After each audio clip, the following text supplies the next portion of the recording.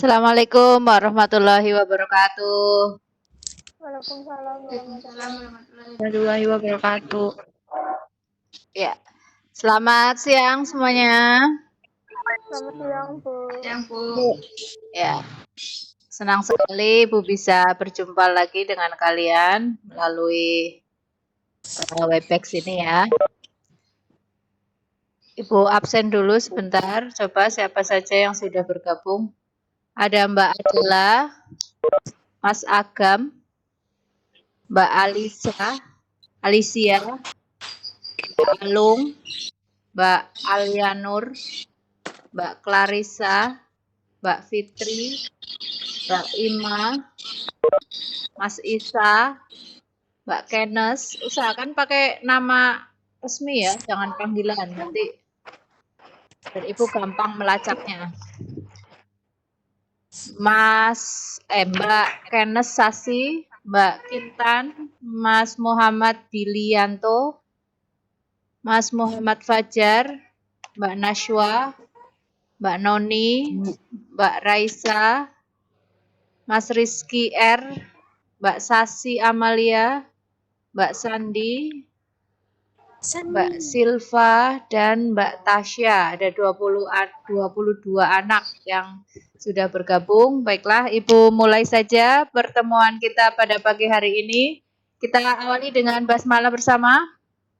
Bismillahirrahmanirrahim. Ya. Dijawab saja, nggak apa-apa. Ibu lanjutkan pembelajaran kita. Kemarin kita sudah belajar tentang apa? Pengertian nilai mutlak dan juga persamaan nilai mutlak ya. Ya, jadi Ibu harapkan ketika Ibu melaksanakan Webex meeting ini harusnya semuanya itu bisa hadir ya. Boleh juga bergabung, misalkan saya nggak punya kuota, punya tetangga yang satu kelas, boleh. Misalkan dekat ke siapa bergabung, jadi satu HP 2 orang nggak apa-apa. Tapi tetap ikut pembelajarannya ya, ikut penjelasannya dari Ibu. Oke, Ibu lanjutkan saja. Sorry.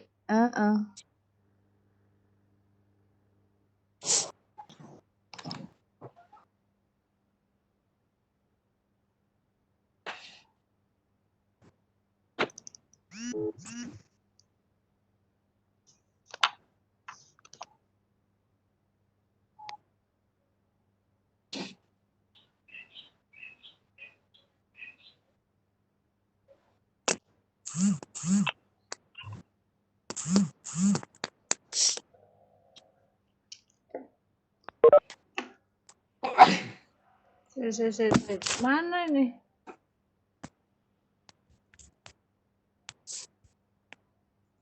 Turunnya bakar laptop, Bu.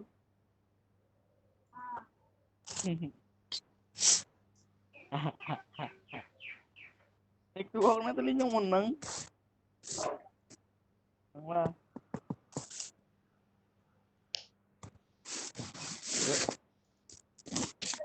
Sudah terlihat tayangan Ibu? PPT-nya? Bentar, ada yang minta password nih. Sudah.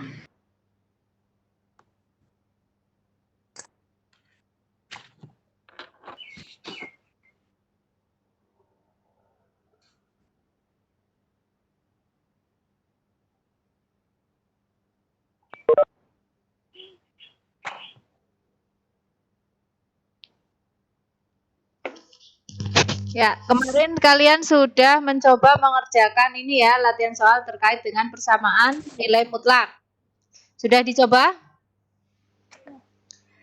Sudah, sebagian sudah mengumpulkan di Google Classroom ya. Nah, masih banyak yang belum dikumpulkan. Ya, Ibu masih tunggu sampai tenggat waktunya.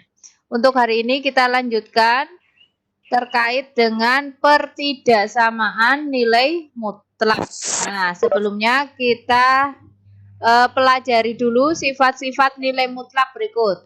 Kalau kemarin kita sudah belajar definisinya, yaitu bahwa harga mutlak A atau X itu bernilai A atau negatif A. A jika A lebih dari sama dengan 0, bernilai negatifnya jika A-nya kurang dari 0 gitu kan. Nah, kemudian untuk sifat-sifatnya, sifat yang pertama itu bahwa harga mutlak X itu nilainya setara dengan akar X kuadrat. Ya, setara karena sebelah kanan pun ini juga tidak pernah bernilai negatif. Atau ini juga kalau kita kuadratkan kedua ruas, ini harga mutlak X kuadrat sama dengan X kuadrat. Ya. Kemudian yang kedua, bahwa harga mutlak X kurang dari A jika dan hanya jika min A atau negatif A kurang dari X kurang dari A. Jadi misalkan ibu punya ini harga mutlak X kurang dari 2, ini artinya apa kalau harga mutlak X kurang dari 2?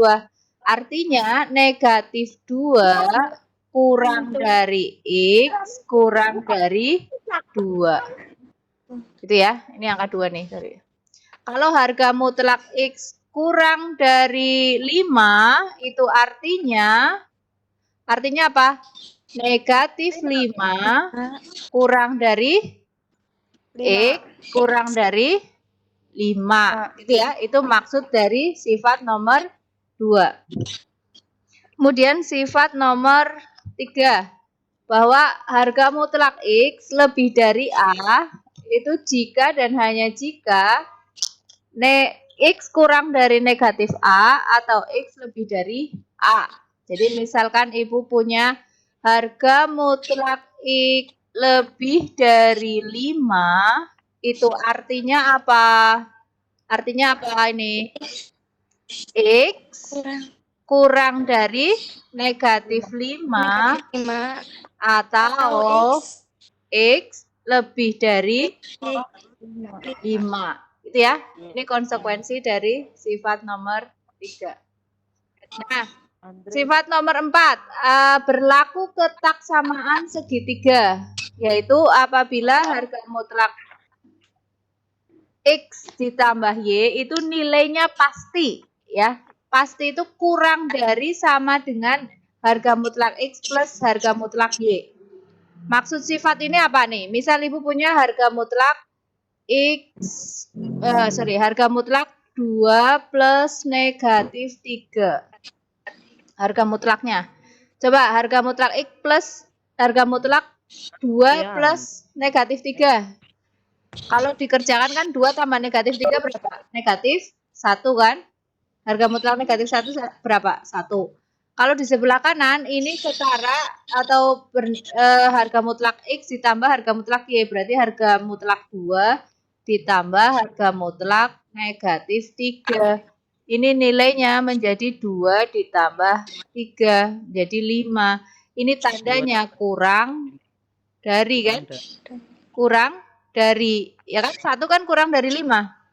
Tapi kalau ibu punya misalkan harga mutlak harga mutlak 2 ditambah 3. Itu kan menjadi harga mutlak 5. Berapa harga mutlak 5? 5. Ya.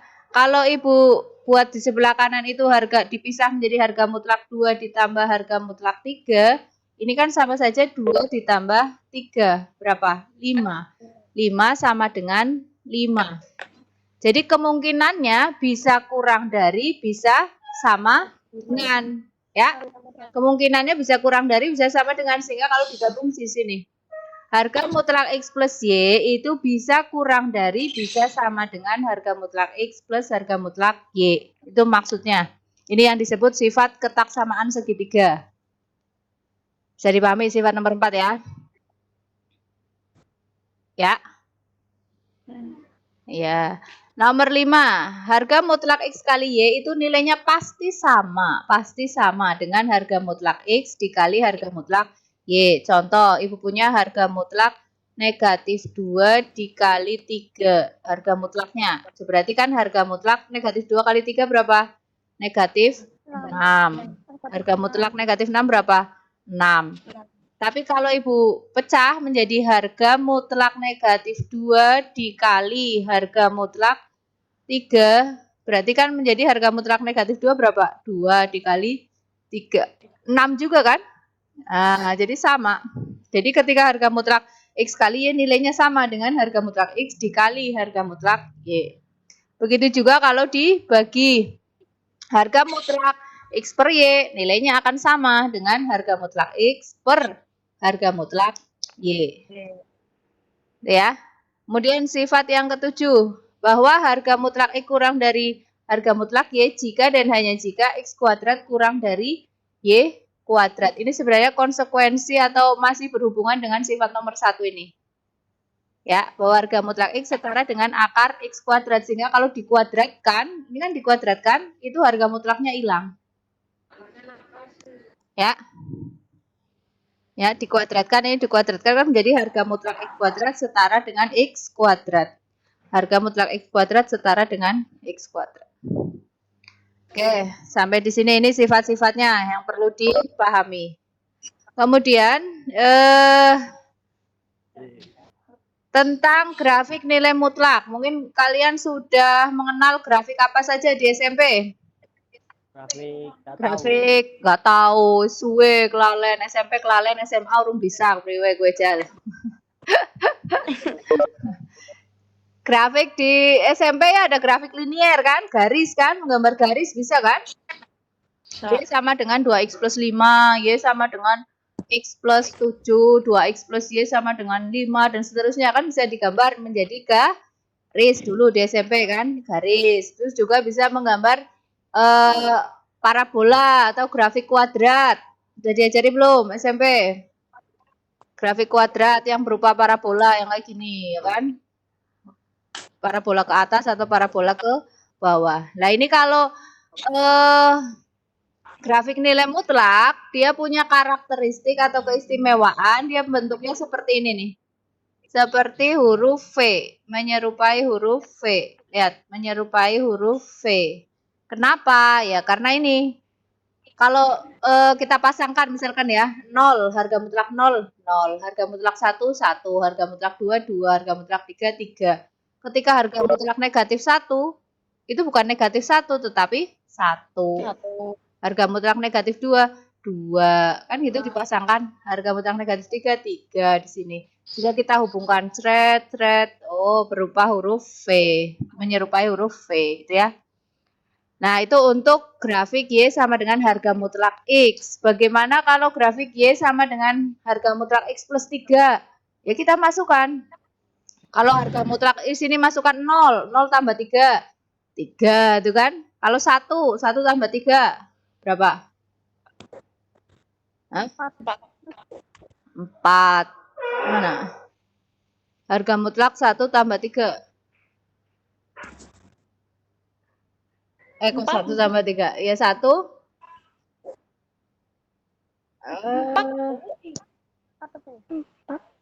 4 ya. Oh, ini harusnya min. Ini X min 3 ini, sorry. Bukan X plus 3, X min 3. Ya. Keliru itu gambarnya. Waduh. Bentar. Ini min. Nah, ini min harusnya. Ya, atau lebih jelasnya gini deh. Nah, contohnya ini nih. Nah, lebih jelasnya ini nih. Ibu mau menggambar grafik fx sama dengan harga mutlak x min 3. X min 3 ya. Sehingga caranya sama seperti di SMP kamu menggambar garis, kita daftar nilai-nilai yang menjadi sampelnya. Misal Ibu ambil nilai negatif 3, negatif 2, dan seterusnya sampai 7 untuk X-nya. Nah, Y-nya kita cari tahu kan dengan cara memasukkan ke fungsi ini. Negatif 3 masuk ke sini, berarti negatif 3 min 3, kan negatif 6. Harga mutlak negatif 6. 6. Gitu kan? Negatif 2 masuk di sini, berarti negatif 2 min 3. Berarti negatif 5, harga mutlak negatif 5, 5. Dan seterusnya sampai 7, 7 kurangi 3, 4. Harga mutlaknya tetap 4. Baru kita pasangkan. Ini artinya kan titiknya adalah koordinatnya negatif 3,6. Berarti negatif 3,6. Berarti di sini kan kasih tanda. Negatif 2,5. Negatif 2,5. Kasih tanda. Negatif 1,4. Kasih tanda.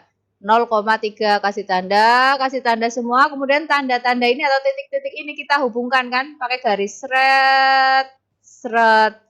Nah, jadilah grafik Y sama dengan harga mutlak X min 3. Gitu. Bisa dipahami ya, menggambar grafik nilai mutlak. Nah, kemudian contoh tentang pertidaksamaan nilai mutlak. Contoh, misalkan Ibu punya soal seperti ini. Selesaikanlah pernyataan berikut atau pertidaksamaan berikut. 2 dikali harga mutlak X plus 10 dikurangi 5 lebih dari sama dengan 25.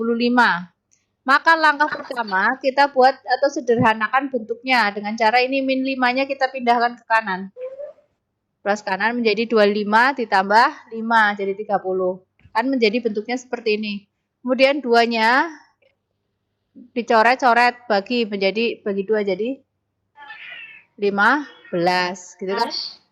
Nah, berdasarkan sifat-sifat nilai mutlak ini kan tandanya lebih dari, maka ingat sifat yang ini lebih dari. Nah, kalau lebih dari X kurang dari min A atau X lebih dari A. Berarti kalau di sini berarti X plus 10-nya kurang dari negatif 15 atau X plus 10-nya lebih dari 15. Gitu kan? Ini sesuai ini, sifat ini. Baru kita selesaikan 10-nya pindah sini jadi ini 10-nya pindah sini jadi sini. Sehingga penyelesaian dari pertidaksamaan ini adalah X kurang dari sama dengan negatif 25 atau X lebih dari sama dengan 5. Gitu. Coba dipahami dulu. Mbak cekal kowe ngeplak.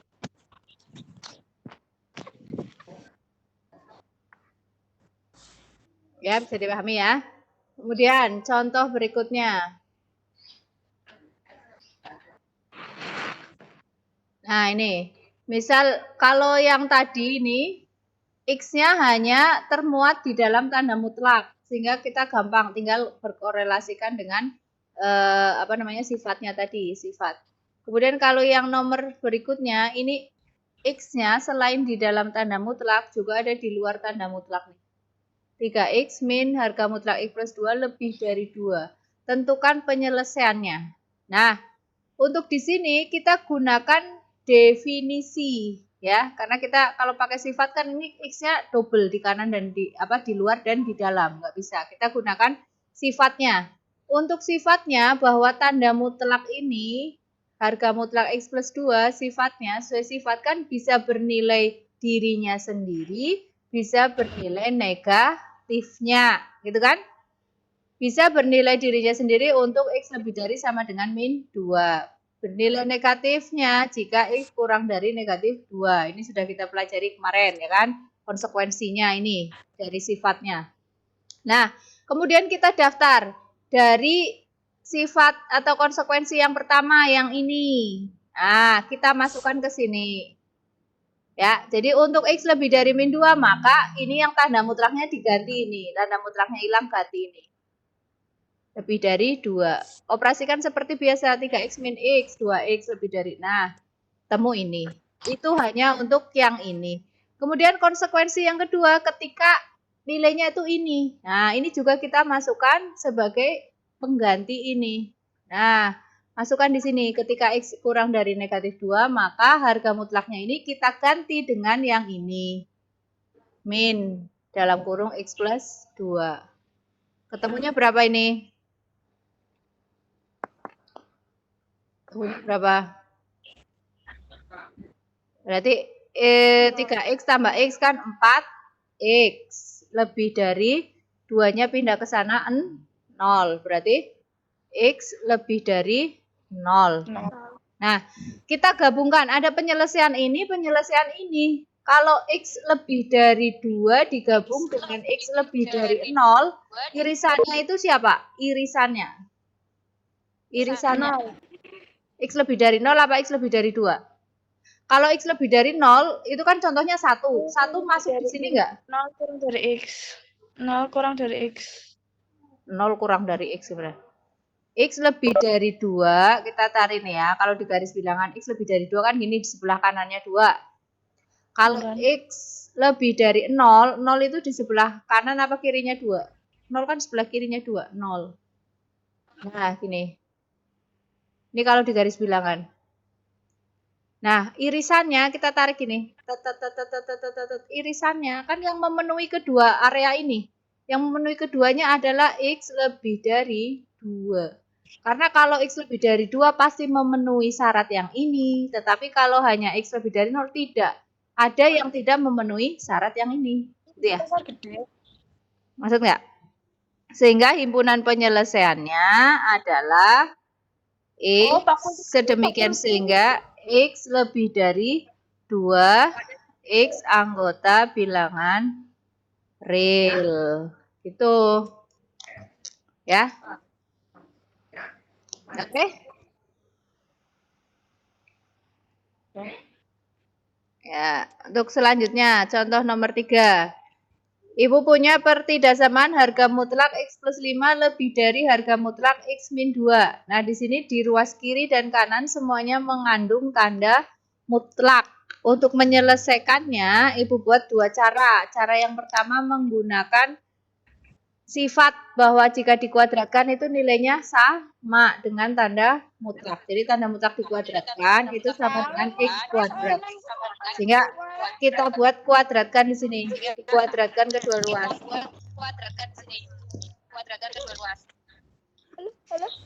Nah, dikuadratkan dua ruas kan menjadi ini. X plus 5 kuadrat lebih dari X min 2 kuadrat. Nah, ini dikuadratkan kayak SMP kan?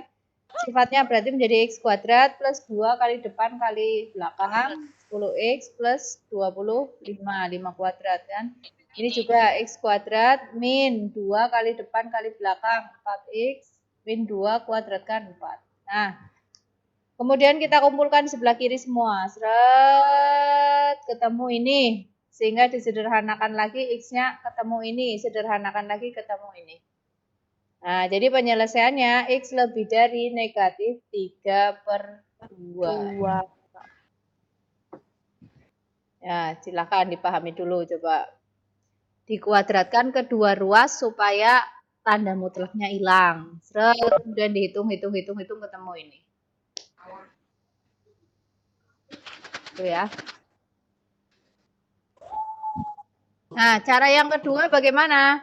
Cara yang kedua bisa kita gunakan definisi ya.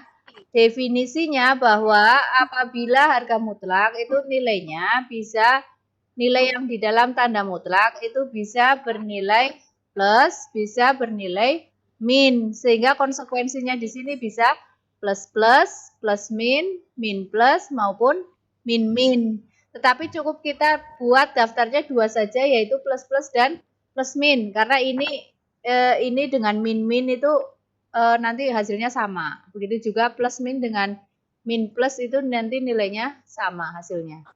Nah, misalkan plus plus berarti kita buang tanda mutlaknya, kita tulis apa adanya yang di dalam sini. Set, seret, ketemu X-nya pindah sini 0,5 pindah sana min 7. 0 lebih dari min 7. Lah, dari sini kita tidak memperoleh apa-apa karena di sini X-nya hilang kan atau hanya mendapatkan pernyataan benar saja.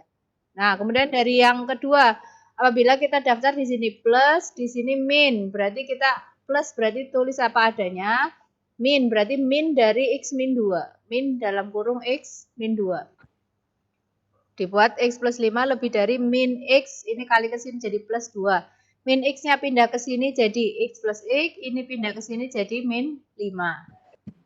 Ya, X plus X 2X lebih dari min 3.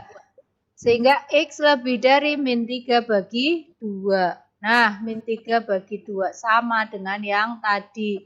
X lebih dari min 3/2. Sama tuh. Ya. Sama dengan ini. Oke? Mudah cara yang pertama apa cara yang kedua? Nah, itu selera saja. Tinggal dikuadratkan. Sudah, atau cara kedua yaitu dengan definisi yaitu mendaftar kemungkinan-kemungkinannya. Kemungkinannya bisa plus plus atau plus min. Walaupun di dalamnya itu include juga min dan min plus ya. Nah, ini ada latihan soal, silakan dikerjakan. Nanti Ibu kasih tenggang waktu berapa hari kalian sanggupnya menyelesaikannya? Apa cukup 1 hari? Berapa hari? 3 hari.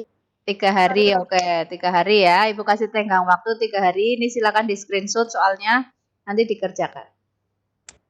Nanti setelah Ibu menyelesaikan penjelasan ya. Ini setelah ini masih masuk lagi materi. Udah di screenshot? Misal ini cuma dikasih waktu 3 hari. Wah, ntar gue bisa semua. Oke, lanjut ya.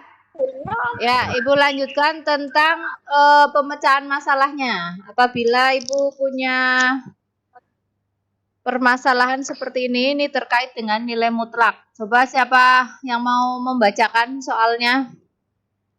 Mbak Fatimah Zahra. Saya, ya itu siapa tadi? Mbak Fitri ya?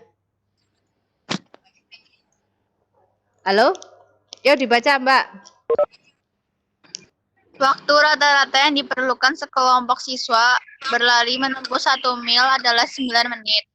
Catatan waktu lari siswa bisa lebih cepat atau lebih lambat 1 menit dari waktu rata-rata ini. Tulislah sebuah persamaan untuk menampilkan situasi ini. Selesaikan persamaan ini untuk menentukan waktu tercepat dan waktu terlama yang ditempuh sekelompok siswa tersebut. Alhamdulillah. Ya, kita pahami bersama di sini konteksnya ya. Jadi ada sekelompok siswa, anggap aja berapa siswa lah? 5 siswa ya, ada sekelompok siswa, beberapa siswa itu berlari menempuh 1 mil. Rata-rata kecepatannya mereka itu adalah 9 menit. Rata-rata dari sekelompok siswa tersebut adalah 9 menit. Nah, pertanyaan Ibu, masing-masing siswa sama-sama kecepatannya sama-sama 9 menit apa berbeda-beda? Berbeda-beda. Berbeda-beda, yang penting rata-ratanya 9 menit, gitu kan? Menit. Nah, di sini ada keterangan bahwa siswa itu kan bisa lebih cepat atau lebih lambat dari kecepatannya, tadi kecepatan rata-ratanya, ya kan? Kalau kecepatan rata-rata 9 menit, anak itu kan bisa kurang, bisa lebih dari 9 menit. Nah, itu rentangnya adalah bisa lebih cepat 1 menit atau lebih lambat 1 menit. Ini catatannya. Catatan waktu lari siswa bisa lebih cepat atau lebih lambat 1 menit dari waktu rata-rata. Berarti dia bisa 8 menit, bisa juga berapa menit? 7. 7 mungkin nggak? 7 menit mungkin nggak? Di sini kan ada keterangannya hanya berselisih 1 menit. Iya.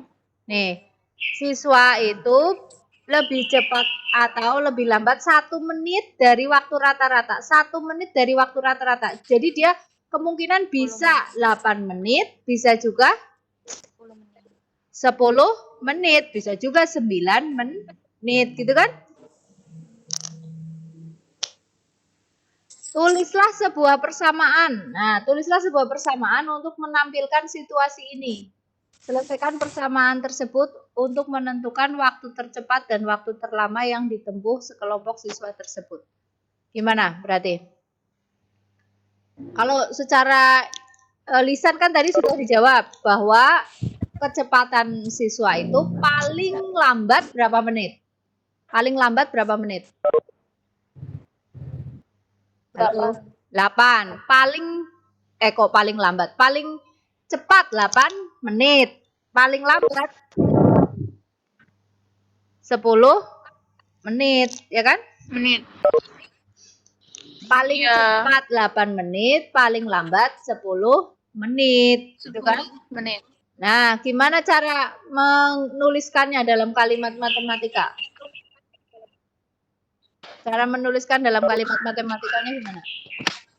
Nah, apabila Ibu misalkan kecepatan siswa tersebut itu X, Maka situasi tadi itu dapat dinyatakan dalam kalimat matematika seperti ini. Harga mutlak X min 9 sama dengan 1. Itu kalimat matematikanya. Atau bisa dipahami kalau bahasa sehari-harinya ya berarti selisih kecepatan anak dengan kecepatan rata-rata adalah 1. Ini bahasa kitanya kan. Selisih kecepatan anak dengan kecepatan rata-rata adalah 1. Nah, ini kalimatnya. Di harga mutlak X min 9 sama dengan 1. Ini cara menuliskan atau memodelkan situasi tadi di atas. Nah, dari model ini dapat diselesaikan kita gunakan definisi. Apabila kita buka tanda mutlaknya, konsekuensinya itu bisa positifnya, bisa negatifnya. Sehingga X min 9 bisa 1 atau X min 9 bisa negatif 1. Nah, baru kita turunkan. 9-nya pindah sini, bla bla bla bla, ketemu ini. Jadi, waktu tercepatnya adalah 8 menit dan terlambat 10 menit. Itu ya. Ya. Oke, itu memodelkan situasi, memodelkan masalah dalam kalimat matematika. Berupa nilai mutlak ya.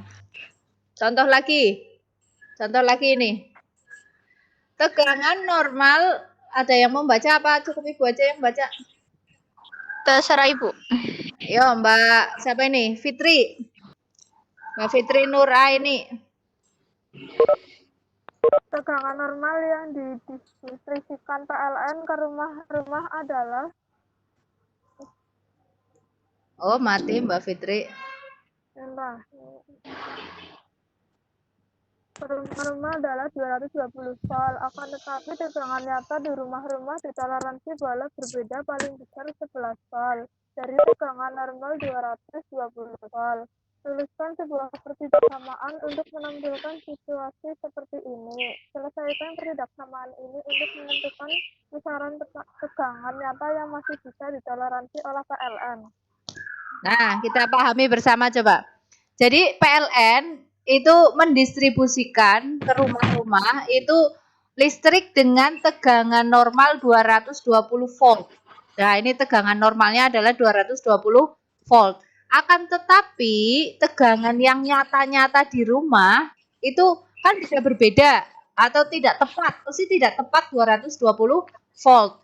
Ini yang masih dapat ditoleransi oleh PLN itu boleh berbeda paling besar 11 volt dari tegangan normal 220 volt. Kalau berbeda 11 volt itu bisa lebih besar, bisa juga lebih kecil dari 220 volt. Ya kan? Ya, ini kan konsep selisih juga. Seperti yang Ibu sampaikan kemarin. Jadi, kalau nilai mutlak itu konsepnya itu sama dengan bisa dianggap sebagai konsep jarak atau konsep selisih yang tidak pernah bernilai negatif. Nah, ini juga sama. Jadi, selisih tegangan di rumah-rumah dengan tegangan normal 220 volt adalah 11 volt. Nah, bagaimana menggambarkannya situasi ini dalam kalimat matematika atau kalimat nilai mutlak? Gimana? Menuliskan dalam kalimat matematikanya berarti gimana? Selisih tegangan di rumah, misalkan di tegangan nyata di rumah kita misalkan X. Ini tegangan di rumahnya Fitri itu X. Berapa tegangan di rumahnya Fitri? Ya pokoknya dia berselisih kurang dari 11 volt, gitu kan? Ya. Jadi rumah tegangan nyata di rumahnya Mbak Fitri pasti berselisih kurang dari 11 volt. Itu yang masih ditoleransi. Nah, berarti kalimatnya gimana? Kalimatnya gimana? Nah, jika misalkan tadi dengan memisalkan tegangan nyata di rumah sebagai variabel X, ya, X volt kan berarti, maka modelnya dapat dibuat menjadi harga mutlak X min 220 kurang dari sama dengan 11. Nah, ini maknanya kan selisihnya kurang dari sama dengan 11. Selisihnya dengan dengan tegangan normal itu kurang dari sama dengan 11. Nih bahasa kitanya ya. Nah, dari sini dapat diselesaikan menggunakan sifatnya. Kemarin kan sifatnya tadi kan sifatnya udah Ibu sampaikan. Apabila kurang dari, misalkan harga mutlak A kurang dari harga mutlak A kurang dari 2, maka min 2 kurang dari A kurang dari 2 gitu kan? Ini sifatnya. Berarti kalau ini sesuai sifat itu, berdasarkan sifat ini, berdasarkan sifat ini berarti menjadi min 11 kurang dari sama dengan X min 220 kurang dari sama dengan 11 nih. Nah, supaya X-nya ini berdiri sendiri, Ibu tambahkan 220. Ini supaya 0 kan Ibu tambah 220. Min 220 plus 220 kan 0 ya, berarti plus 220. Maka konsekuensinya sebelah kanan juga ditambah 220, sebelah kiri juga ditambah 220. Nah, diperoleh ini. Inilah rentangan tegangan di rumah-rumah yang masih ditoleransi oleh PLN. Ya. Jadi bahasanya artinya tegangan nyata di rumah-rumah yang masih ditoleransi oleh PLN terletak antara 209 kurang dari sama dengan X kurang dari 231. Itu penyelesaiannya. Sehingga kalau tegangannya di luar itu atau misalkan lebih dari 231, berarti dia sudah tidak dapat ditoleransi oleh PLN. Jeglek nantinya gitu kan.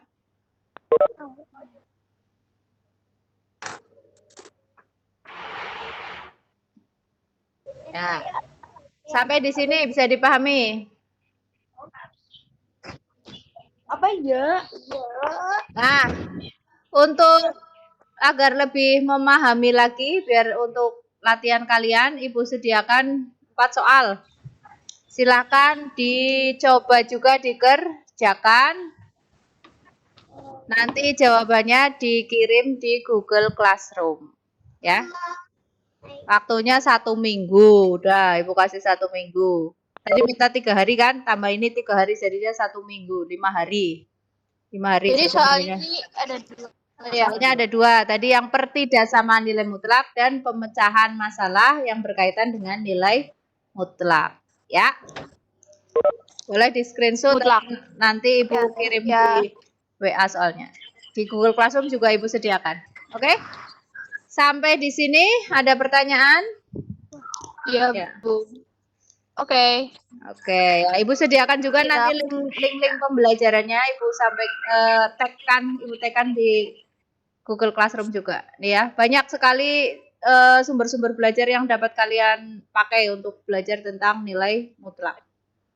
Ya. Oke, Terima kasih. sampai di sini pembelajaran kita pada siang hari ini. Ini ada quotes dari mbahnya kalian, siapa ini? Albert Einstein ya. Creativity is intelligence having fun. Apa artinya? Kreativitas adalah intelijensi yang sedang bersenang-senang gitu ya. Iya. Oh iya, Ya, Pak. senang-senang, bersenang-senang dengan intelijensi, itulah kreativitas ya. Iya. Sampai di sini, akhirnya ada 31. Tadi Ibu buka pertama masih ada 20, berapa? 22 atau 25? Semua siswa ada berapa kelas ini? 6. 36, berarti ada 5 anak yang belum hadir. Nih, siapa nih? Ya, Ibu nanti catat ini nama-namanya. Oke, sampai di sini silakan ditutup dengan doa. Kita akhiri dengan doa kafaratul majlis bersama-sama. Alhamdulillah. Subhanakallahumma wa bihamdika asyhadu alla ilaha illa anta astaghfiruka wa atubu ilaik. Wassalamualaikum warahmatullahi wabarakatuh. Selamat siang semuanya. Bye-bye. Assalamualaikum warahmatullahi wabarakatuh.